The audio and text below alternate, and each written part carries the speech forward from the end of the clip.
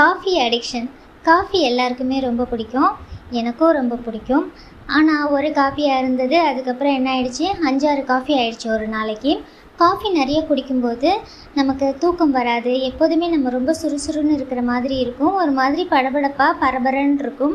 காஃபியோட அளவை நம்ம கம்மி பண்ணிக்கிறது நல்லது. மொத்தமாக நிறுத்தணும் அப்படின்னு நம்ம ட்ரை பண்ணோம் அப்படின்னா அதுவே நமக்கு புதுசாக ஒரு தலைவலியும் டென்ஷனையும் உண்டு பண்ணும்.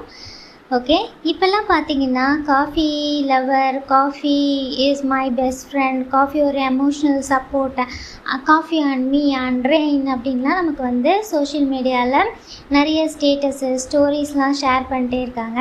அதெல்லாம் பார்க்கும் பொழுது நமக்கு காஃபி குடிக்கலாம், காஃபி நம்ம நிறைய எடுத்துக்கலாம் அப்படின்ற மாதிரி நம்மளோட மைண்டை நம்மளே சமாதானப்படுத்திக்கிறோம். ஆனால் அப்படி கிடையாது.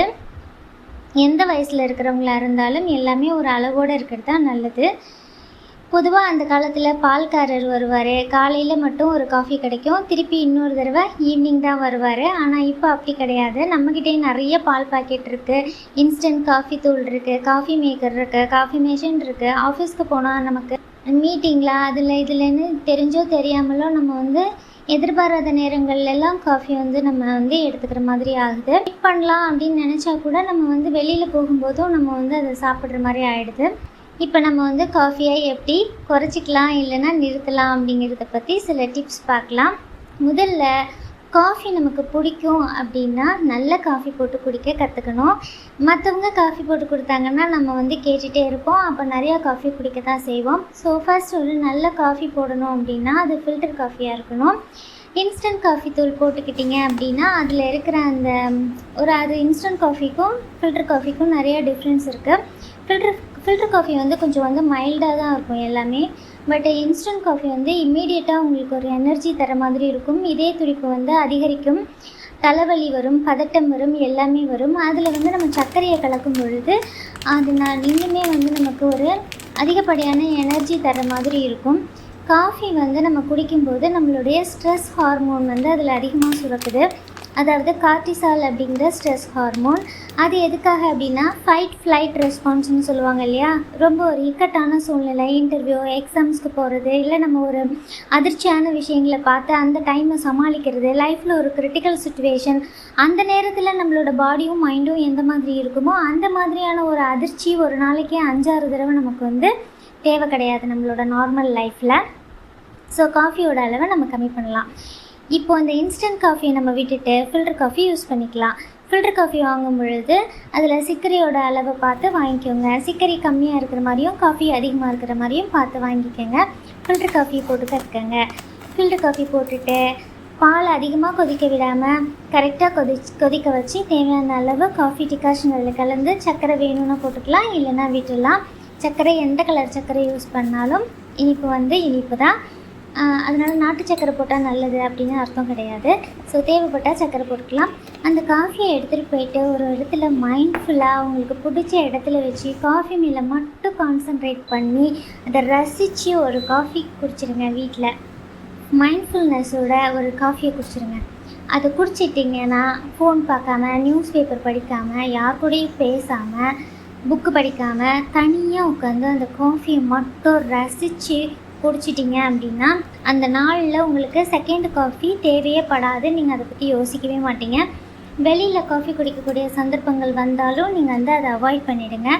இப்படி காஃபி குடிக்கிறோமே அப்படின்னு குற்ற உணர்ச்சியோடையும் இந்த காஃபியை எப்படியாவது விடணும், இதுதான் கடைசி காஃபி அப்படின்லாம் நினச்சிக்கிட்டு ரொம்ப அப்படியே டென்ஷனாக அந்த காஃபியை குடிக்காதீங்க. எந்த குற்ற உணர்வும் இல்லாமல் ரசித்து சூப்பராக அந்த காஃபியை குடிச்சிருங்க. அந்த காஃபி ஒரே ஒரு காஃபி தான் உங்களுக்கு காலையில் கிடைக்க போகிறது. அதுக்கப்புறமும் உங்களுக்கு காஃபி குடிக்கணும் அப்படின்னு எனக்கு பழக்கம் ஆகிடுச்சி அப்படின்னு நினச்சிங்கன்னா வழக்கமாக நீங்கள் எடுத்துக்கிற கப்பில் பாதி கப்பை எடுத்துக்கோங்க.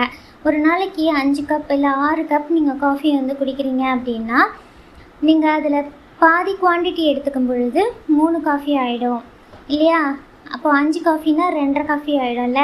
ஸோ பாதிக்கு பாதி குறைஞ்சிரும். நீங்கள் அதே டைமில் நீங்கள் எடுத்துக்கலாம். 5 டைம் எடுத்துக்கிறதுனா எடுத்துக்கலாம். அப்படி கொஞ்சம் காஃபியோட அளவை கம்மி பண்ணிட்டே வந்துடுங்க. நீங்கள் பிஸியாக ஒரு வேலையில் இருந்தீங்கன்னா கண்டிப்பாக காஃபி குடிக்கணும்னு உங்களுக்கு தோணவே தோணாது. அந்த ஒர்க்கை முடிச்சுட்டு போயிடலாம் அப்படின்னு நீங்கள் நினைக்கலாம். அதனால் கொஞ்சம் வாக் போகிறது, வெளியில் போகிறது, வேறு ஒரு வேலை வச்சுக்கிறது அந்த மாதிரி இருந்தீங்கன்னா காஃபி கொஞ்சம் மறந்து போயிடும். சும்மா போர் அடிக்கிற மாதிரி இருக்குது அப்படின்னா காஃபி குடிக்காதீங்க. சின்னதாக வாக் போங்க, டெரஸில் போய் பாருங்கள், கார்டனில் போய் பாருங்கள், இல்லை வீட்டை விட்டு வெளியில் போய் அப்படி லேசாக நடந்துட்டு வாங்க, அந்த தாட் போயிடும். ஓகே, காஃபி கண்டிப்பாக நீங்கள் ரெடியூஸ் பண்ணிக்க தான் ஆகணும். ஏன்னா காஃபி நம்ம அதிகமாக குடிச்சிட்டே இருந்தோம்னா நைட்டு தூக்கமே வராது. நம்ம நிறைய நேரங்களில் தூக்கம் வரல அது இதுன்னு சொல்லி நமக்கு அதுவும் கஷ்டமாக இருக்கும். ஆனால் நம்மளோட டெய்லி ஹேபிட்டில் சின்னதாக சேஞ்சஸ் பண்ணும்பொழுது நமக்கு பெரிய மாற்றம் கிடைக்கும். ஒரு நாள் நம்ம தூங்கலை அப்படின்னா அது மறுநாள் ஃபுல்லாக அஃபெக்ட் பண்ணும். ஸோ மறுநாள் தூக்கத்தை அஃபெக்ட் பண்ணும். இது எப்படியே எவ்வளோ நாளைக்கு போகும்னே தெரியாது. அது செயின் மாதிரி போயிட்டுருக்கும் இந்த தூக்கம் இல்லாத பிரச்சனை. அப்படி காஃபி குடிக்கிறத விடணும் அப்படிங்கிறதுக்காக புதுசாக ஏதாவது ஒரு பழக்கத்தை நீங்கள் எடுத்துக்காதீங்க. அது ரொம்ப தப்பு. சில பேர் சொல்லுவாங்க காஃபிக்கு பதிலாக இதை குடிங்க அப்படின்னு. வேண்டாம். எவ்வளோ ஹெல்த்தியான ட்ரிங்காக இருந்தால் கூட நம்ம ஒரு ஹேபிட்டை விடுறோங்கிறதுக்காக இன்னொரு ஹேபிட்டை பழக்கப்படுத்திக்கிறது அப்படிங்கிறது தப்பு. அப்புறம் அந்த ட்ரிங்கும் நம்ம அடிக்ட் ஆகி அது ஒரு புது பிரச்சனையை உருவாக்கும். ஸோ காஃபியை விடணும்னா காஃபியை விட்டுடுங்க. காஃபின்னா காஃபி தனி. ஓகே, அந்த ஹேபிட்டை விடணும்னா அந்த ஹேபிட்டை விட்டுடணும். நான் கூட பயங்கரமாக காஃபி குடித்து இப்போ தான் கொஞ்சம் கொஞ்சமாக விட்டுட்டு இருக்கேன். ஸோ நீங்களும் இதெல்லாம் ட்ரை பண்ணி பாருங்கள். எதையுமே நம்ம விடணும் அப்படிங்கும்போது அது மேலே ரொம்ப வெறுப்பு எடுத்துக்காதீங்க. வெயிட் லாஸ் பண்ணணுன்னா நம்மளோட பாடி மேலே வெறுப்பு, காஃபி குடிக்கணுன்னா காஃபி மேலே வெறுப்பு, அந்த மாதிரிலாம் எடுத்துக்காதீங்க. அப்படியே ஒரு லவ்வோட மெதுவாக பண்ணுங்கள். எல்லா ஹேபிட்டும் நம்மளை விட்டு போயிடும். எதுக்குமே நம்ம அடிக்டே ஆக மாட்டோம். சில பேர் காஃபி லவர் அப்படின்னு சொல்லுவாங்க. காஃபி லவர் அப்படின்னா விதவிதமான காஃபியை நம்ம டேஸ்ட் பண்ணுற மாதிரி இருக்குமே தவிர நிறைய காஃபி இன்ஸ்டன்ட் காஃபி பொடியை போட்டு அப்பப்போ குடிக்கிறது காஃபி லவர் கிடையாது. அது ஒரு பேட் ஹேபிட். ஓகே, மீண்டும் வேறு ஒரு அழகான வீடியோவில் மீட் பண்ணலாம். நன்றி, வணக்கம். அன்புடன் மானஷா.